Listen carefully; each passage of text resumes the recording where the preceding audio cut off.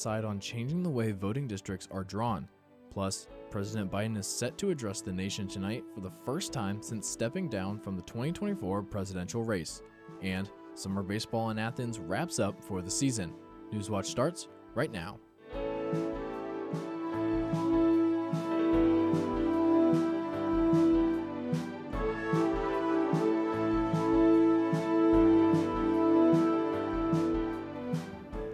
Good evening, I'm Shane Scalfaro. Welcome to Newswatch. New data shows that unemployment rates in Athens are the highest they've been since COVID. This chart shows monthly unemployment rates since January of 2019. The blue line represents Ohio and the orange represents Athens County. The 8.1% unemployment rate for June follows more than 2 years in which the rate was mostly well below 6%. The rate has been rising sharply since April. While a spike after March seems to be common, this one is much higher than the recent years. July data will show whether the rate starts to slide back down as it has in previous years. Upwards of 2,000 people are currently unemployed in Athens County. For anyone seeking work, free resources are available across Southeast Ohio. Ohio Means Jobs assists with career exploration and has resources to directly link people with employers. And Athens County Job and Family Services offers resume building and interview prep at its mobile career center. Digging up history is what middle school kids are doing at one of the oldest archaeological sites in Ohio. Newswatch reporter Betty Kankamboidu spent the day with them in Marietta. Yes, Shane, I did, and I joined students in Marietta as they learn how to properly identify, excavate, and store artifacts they find in the ground. Like a bobcat? I don't know. And probably. Oh yeah. This group of middle schoolers is spending the week digging around in the dirt. Ooh, I found some brick. Literally uncovering pieces of history. My group has mostly found slate, which is the stuff from the roof. We also found a little bit of brick, coal, and we even found some paper. It is part of the archaeology camp at the Castle Museum in Marietta. The museum is at one of the oldest pottery manufacturing sites in Ohio. It was run by Nathaniel Clark and his family in 1808. We were very happy to discover that the remains from the pottery were very well preserved in the ground here at the museum, so we can have our excavations right here on the property of the museum. It has glass on it. It looked like there's a little glaze on it. Okay, now you see that shiny part?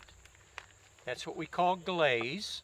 With professional guidance, these students are learning more about the Clark family and the decades of history buried beneath the soil.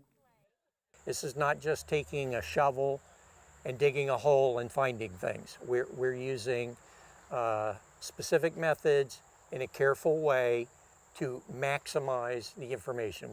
Methods some hope will be beneficial later in life. I hope to learn some things that could be helpful in my future, because I want to be a paleontologist.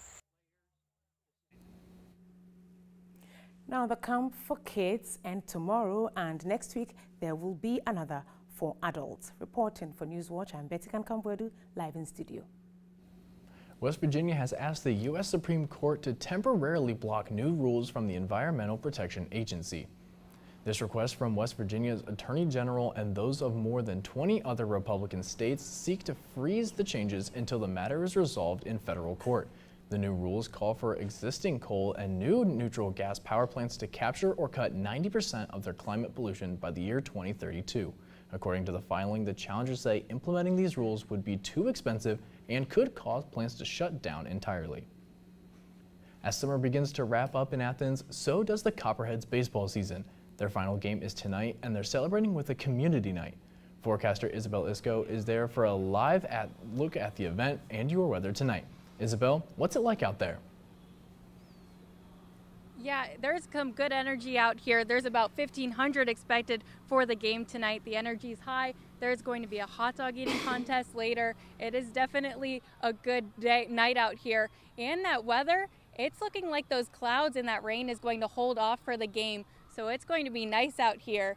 So with that weather, currently it is a little hot, but those temperatures will start to cool down. With that temperature at 88 currently, those partly cloudy skies. For the radar, we're going to be seeing that there was some spotty showers earlier in the day, but most of those showers are going to be hitting us, if they do, a little bit later in the night instead of now. Currently, those conditions out throughout southeast Ohio. Athens 88, like I was saying, 87 in Huntington. Zanesville, you might be seeing some rain. There is a chance for some lightning anytime that you have that rain at 86. Newark on the little bit of the cooler side of 75. Throughout these past 74 hours, we have those temperatures very similar to today than we have for yesterday. So overnight, we reached into those mid 60s, and then that peak temperature of today of our 88 that we're feeling now. Tonight, we're going to have that overnight low of 67, and after that rain that we have for tomorrow, we're going to be some sunny skies for our weekend. I'll be getting into that in my full forecast. Let's take it back over to Shane. Thanks, Isabel. New life-saving measures are coming to schools across Ohio. Governor Mike DeWine has signed a bill requiring all schools across the state to have automatic external defibrillators. According to the American Heart Association, cardiac arrest is the #1 killer for athletes, and AEDs being accessible in schools can make a big difference.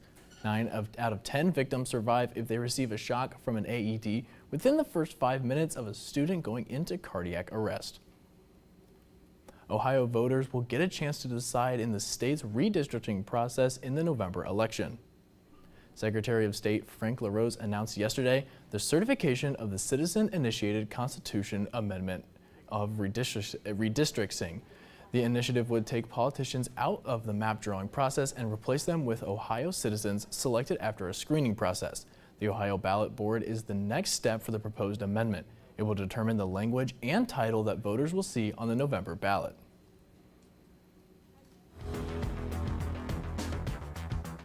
We are 30 days away from high school football season in Southeast Ohio.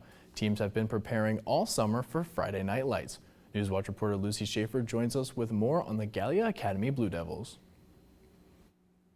New season, new players, and even a new face on the sidelines. Shane, this team is going through lots of change right now. I took a trip to Gallipolis to see for myself. Let's go. Next guy's up. Go! Get through, get through, get through. Get the ball, get the ball. Nathan Metler, the new head coach at Gallia Academy, is already making an impression on his players. All right, try to see if it's a little better. Right there. Helping and supporting his squad. Good, catch the ball, catch the ball. I think we're in cover 3.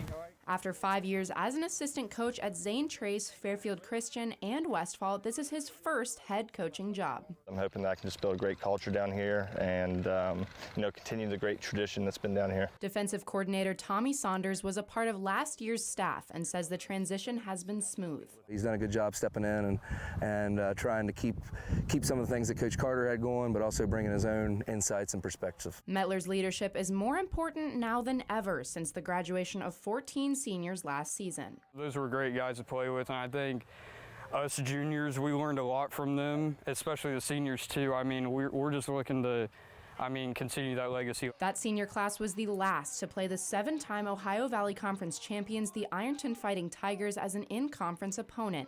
This season, the Tigers left the OVC to play independently. With Ironton out, there's an opening for Gallia to claim that top spot. We feel like last year we had a shot, we didn't get it, but this year it's going to be different. We're ready to go get it. While the conference looks different, one thing remains the same for the Blue Devils. No matter what team you are, we're out for blood. Hey, Devils on me, Devils on 3. 1, 2, 3, Devils! You can catch Gallia Academy's season opener at Meg's on August 23rd.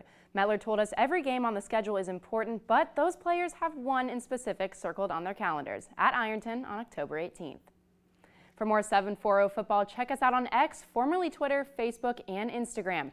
For written content, head over to woub.org/gridiron. Whatever you need, we've got you covered. Let Gridiron Glory be your source for all things high school football in Southeast Ohio. And remember, there's nothing better than Friday nights and Gridiron Glory. Reporting for Newswatch, I'm Lucy Schaefer, live in studio. Coming up, the Israeli Prime Minister spoke to Congress in hopes of garnering support for the war in Gaza. And what you need to know about the ongoing effects of the CrowdStrike tech outage. We're going to have some rain tomorrow, but those sunny skies are coming back next on Newswatch. An historic decision to end his re-election bid. Our President Joe Biden fights for the American people, and we are deeply, deeply grateful for his service to our nation. As a new race takes shape. President Biden speaks to the country about the way forward. Tonight at 8 on WOUB.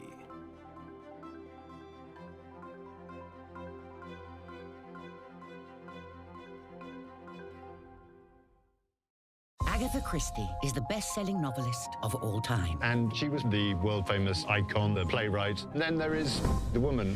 We'll delve deeper into the genius of Agatha Christie than ever before.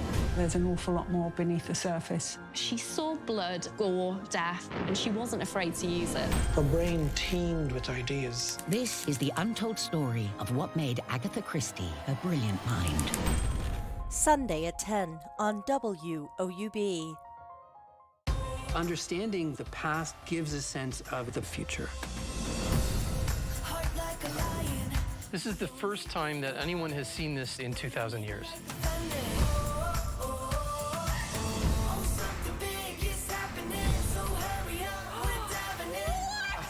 This is amazing.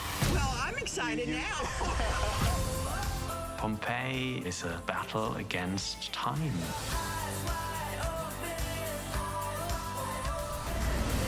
You think I'm joking, but look at this. It did really happen. Don't let anybody tell you who you are. History teaches us to honor the past. When you look back, you're like, wow, that was pretty special. This is something that's actually altering the course of history. You're charged with keeping these stories alive.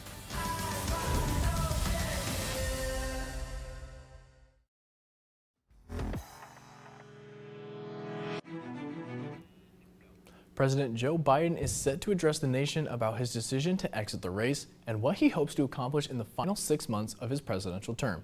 Karen Kafa has the details. The tributes have been pouring in since Sunday, but now President Joe Biden set to address his decision to step out of the 2024 presidential race in his own words. He will talk about not only the work, the extraordinary work that he has accomplished. The tributes have been pouring in since Sunday, but now President Joe Biden set to address his decision to step out of the 2024 presidential race in his own words. He will talk about not only the work, the extraordinary work that he has accomplished, but about his work in the next 6 months. Biden's speech from the Oval Office, an opportunity to seize the electoral spotlight before ceding it to his Vice President Kamala Harris, who on the heels of Biden's endorsement has gotten off to a quick start, raising money and sparking a new enthusiasm among younger voters online. Gen Z voters are ready to come out, they're ready to vote, and they're energized about what's at stake in this election in new and exciting ways. The Harris campaign in a memo arguing their universe of swing voters has expanded. They're more upbeat about their blue wall states like Michigan, Pennsylvania, and Wisconsin, and the diverse Sun Belt states like Arizona and Nevada. But even Democrats admit it won't be easy. There's no question. The country is, partisanship in the country is very calcified, and there's no question this is going to be a close race. And, but I think in the end, she's got what it takes. Facing the new campaign dynamic, Republicans have quickly targeted Harris as a San Francisco liberal and a partner in Biden's policies. At the White House, I'm Karen Kafa. Israeli Prime Minister Benjamin Netanyahu is addressing Congress in hopes of drawing U.S. support for the war in Gaza. But some lawmakers are refusing to attend the address in protest, Lee Waldman reports. The nation's capital busy with a flurry of activity surrounding a visit from Israeli Prime Minister Benjamin Netanyahu. The foreign leader petitioning Congress, asking for support for the ongoing war in Gaza. For the forces of civilization to triumph, America and Israel must stand together. Dozens of lawmakers were notably absent from the address, including Vermont Senator Bernie Sanders. Frankly, this invitation to Netanyahu is a disgrace. And California Representative Judy Chu. We need to make sure we bring the hostages home. We have to stop the killing of innocent civilians. Families of the hostages taken by Hamas are taking part in a meeting with elected leaders, urging a ceasefire to be reached immediately and bring their loved ones home. This meeting came after many of them met with Netanyahu in Washington ahead of Wednesday's address. I have to say the urgency of the matter did not seem to resonate with him. Today, Netanyahu vowed to bring the hostages home.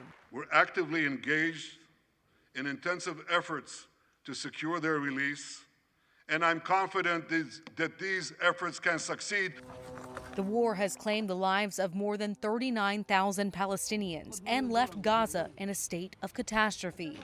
U.S. officials believe a deal could be reached soon to bring the conflict to an end and free Hamas-held hostages. I'm Lee Waldman reporting. Vice President Kamala Harris did not attend the speech, but she and President Biden plan to meet with Netanyahu tomorrow. Former President Donald Trump will meet with him Friday. Those clouds are starting to roll in, but it is still a very nice day out here. There's a little bit of wind, but it is making it feel a little better out here. Some wind really airs it out instead of being really hot out here. Currently, all throughout southeast Ohio, there are some chances of rain around southeast Ohio. Lancaster currently seeing some rain. Huntington and some parts of Wilmington are seeing that rain. For tonight, we do have that low of 67, a 50% chance of thunderstorms. That is our highest risk for those thunderstorms is at about that 8 o'clock, 9 o'clock hour until about that 1 a.m. hour. So if you are heading outside, I know we're out here at the game. Hopefully it does hold off for these folks, but there is a slight chance for some isolated showers. On our satellite, we're seeing that those spotty showers that we've been having and that cold front that we're going to be getting into tomorrow, it's going to have some rain with it and cool down our temperatures just a little bit. But that chance, those thunderstorm outlooks isn't going to be as high. This is our outlook for today. All of that marginal and severe thunderstorm outlook is northern and northeast parts of Ohio. We're just in those general storm areas for tonight, so it won't be too intense, and we're going to continue that into these next couple days. 12 hours ahead, that low pressure system right above us, we're going to have that rain all throughout the day tomorrow. Still looking at 24 hours ahead, that's whenever it's starting to make its peak out of here before we get into those clear skies. Tomorrow, 70% chance of showers, a little bit cooler with that temperature high at 83 in that low of 60. Still pretty average for this time of the year. 36 hours ahead, that low pressure system just off to our West Virginia border. We might have a little bit of clouds, but not that rain for our Friday. Once we look at 48 hours ahead, Friday evening, that high pressure is really going to clear us out for our weekend. Saturday and Sunday, we are looking at temperatures in those 90s. And then once we hit those weekdays, that's whenever the rain is going to be making its way back in. So for tomorrow, make sure you have that umbrella out there. We do have that 70% chance of showers, a little bit of cooler temperatures, but after tomorrow, those sunny skies, those temperatures on the rise, and then once we hit the work week, there we go, we'll be back into those chances of rain. So if anything, this system is really making it nice. If you have any weekend plans, you're not going to get rained on. But during the week, you might see a little bit here and there. Definitely stick back with us just to see how much those are going to affect your weekday plans. Let's take it back over to Shane. Thanks, Isabel. The CrowdStrike software glitch will reportedly cost Fortune 500 companies alone more than $5 billion in direct losses. That's according to an insurance analysis published on Wednesday. The IT meltdown hit healthcare and banking sectors the hardest, with a combined estimated loss of nearly $3 billion. Fortune 500 airlines such as American and United were the next most affected, losing a collective $860 million. It left countless businesses scrambling to recover, especially Delta Airlines. Officials estimate the ongoing Delta meltdown involves more than 500,000 passengers. That's not counting earlier issues with other carriers. Experts have advice on what to do if you have been or think you might become caught up in the mess. They say to recognize the situation is ongoing. Delta says operations might not be back to normal until the end of the week. Experts also recommend saving receipts. Delta says it will reimburse hotel, meal, and ground transportation expenses for long delays and cancellations. For unused airfare, passengers can get refunds in cases of cancellations or significant delays. Next, researchers have discovered that forever chemicals may be in everyday foods. And for the latest from Newswatch, follow us on X, formerly Twitter, Instagram, and YouTube. For more than 70 years, WOUB Public Media has been the place where people in our region turn to learn how stories of the past ignite the imagination of the future. It's where information, entertainment, and education work together to inform, enlighten, and inspire generations. It's the place where the community gathers to hear and see our world in new and innovative ways. WOUB, the public media you trust that's worthy of your support. Customers and associates truly don't see what goes on behind the curtain. Some people may think the flexibility and financial rewards, or the chance to impact your community, is what makes owning a business fun. But owning a business is time away from your family while constantly trying to improve after setbacks take place. My mom, Mary Cheadle, owns the clothing store 10 West located on Court Street in Athens, Ohio, and has experienced all these ups and downs. She's put so much time and dedication into her work. She couldn't have done it without the help from our family.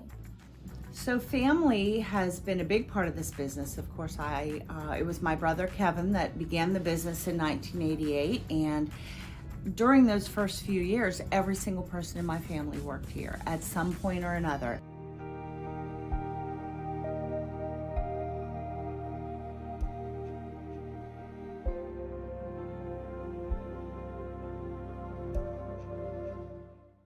WOUB is recognizing members of our Cornerstone Society. The Cornerstone Society is a group that wants to ensure the future of public media in our region. It includes people across our area who value news, entertainment, and cultural programming, as well as the educational services WOUB provides. Also included are graduates of Ohio University who took part in the WOUB Student Professional Development Program. Thanks to the Cornerstone Society for their generous support. To learn how you can be involved, email woub@woub.org.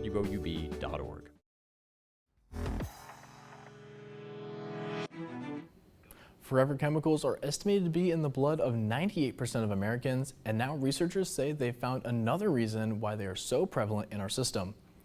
PFAs, known as forever chemicals because of how long they stay in the human body, have now been found in everyday food we eat. They're hormone-disrupting chemicals and are intentionally added to products to improve their ability to eliminate pests. Researchers found that apples, corn, kale, spinach, strawberries, and wheat are frequently sprayed with pesticides containing PFAs, and they say those pesticides are applied to tens of millions of farm fields across the U.S. U.S. health officials are on high alert after outbreaks of bird flu in poultry and dairy cows have led to several recent cases in farm workers. Mandy Gaither has more with an infectious diseases expert on what you should know about this virus. It's rare for humans to contract bird flu. Since 2022, 11 cases had been reported, 7 due to exposure to poultry. The remaining 4 cases are since April following exposures to dairy cows. It's just being more watchful as opposed to hitting the alarm. Dr. Stephen Gordon with Cleveland Clinic says bird flu can spread around the world through flocks that are migrating. The CDC explains that infected birds have the virus in their saliva, mucus, and droppings. While it's not common for people to get infected, it can happen when enough virus gets into a person's eyes, nose, or mouth, or is inhaled through air droplets or even dust. Most human cases happen after close, prolonged, and unprotected contact with infected birds or contaminated surfaces. All the cases that have been identified in humans since 2022, most of those have actually been not even respiratory illness, but more what we'd say eye infection. Have not resulted in any death or increased morbidity. Gordon says it is safe to eat properly handled and cooked poultry in the U.S., but people should not eat or drink raw milk or products made with it. Instead, choose pasteurized milk. Protect yourself by avoiding direct contact with wild birds. If you find a dead bird, don't touch the animal. Report it to your local health department. For Health Minute, I'm Mandy Gaither. The CDC recommends getting a seasonal flu vaccination. The agency says while a flu shot won't prevent infection with bird flu viruses, it can reduce the risk for having seasonal flu and bird flu infections at the same time. Still ahead, a final look at your weather from the final game of the Copperhead season. But first, here's a look at what's coming up tonight on your public television station.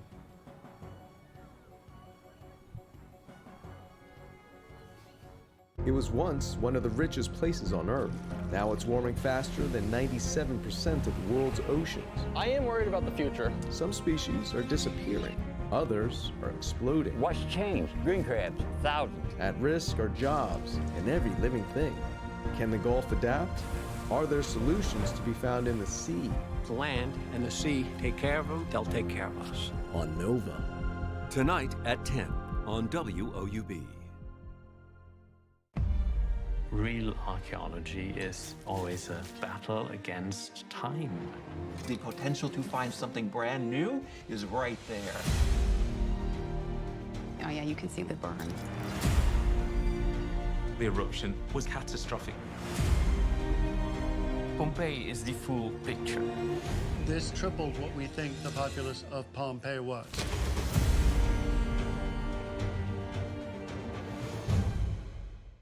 There is concern about the size and scope of extremism. Correspondent Evan Williams investigates the rise of Germany's far right.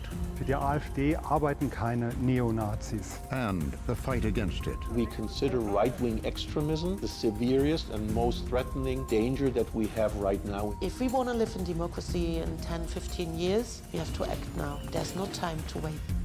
Tuesday at 10 on WOUB. Two indigenous fishermen driven to desperation by a dying sea.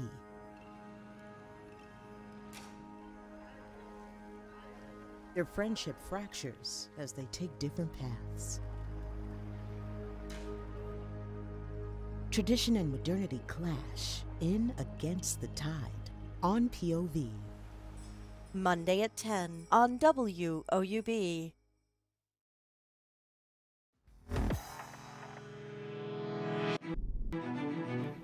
Welcome back to Newswatch. Forecaster Isabel Isco is at the final Copperheads game of the season with a final look at your weather tonight. Isabel, how is it out there? You know, it's feeling pretty good. Those clouds are definitely coming in. Some wind making it feel pretty good out here. There is a large crowd that has just started. It is going to be a great night here for the Copperheads. For our radar, are we going to have some rain for the game? There is a little bit of potential just about that 8 o'clock hour. We're having those systems that we've had all throughout the day really make their way through. They're very isolated and spotty. Hopefully it does hold off for the crowd here. Currently it is 88, those partly cloudy skies, just a little bit of wind from the southwest at 9 miles per hour. It's making it feel good out here. We're having tonight that overnight low of 67. That won't happen until about that midnight hour. It's going to be in those mid 70s here for the game. That 50% chance of storms, that is still about that 8 o'clock hour. For tomorrow, that rain chance is going to continue with that high of 83. We're having a little bit of a cold front making its way through, going to cool us down just a little bit below average for Athens. That 70% chance of showers happening during the midday. Our 7-day outlook, our weekend is looking sunny. Now there is a chance for rain on Sunday, but that temperature is going to be increasing throughout this weekend. Then we're going to have a little bit of rain on Monday, and then those temperatures going back to those 90s with those thunderstorms throughout the rest of the week. And that does it for our broadcast this evening. Thanks for watching. For Betty Kankamboidu, Lucy Schaefer, and Isabel Isco, I'm Shane Scalfaro.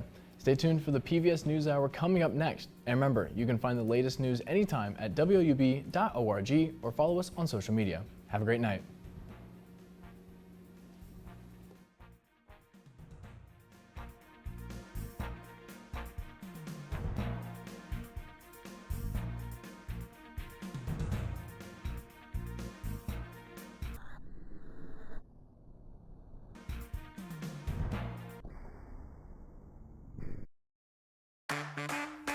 Let's make the most of this summer. There's about to be a whole lot of love in this kitchen. Smells good in here.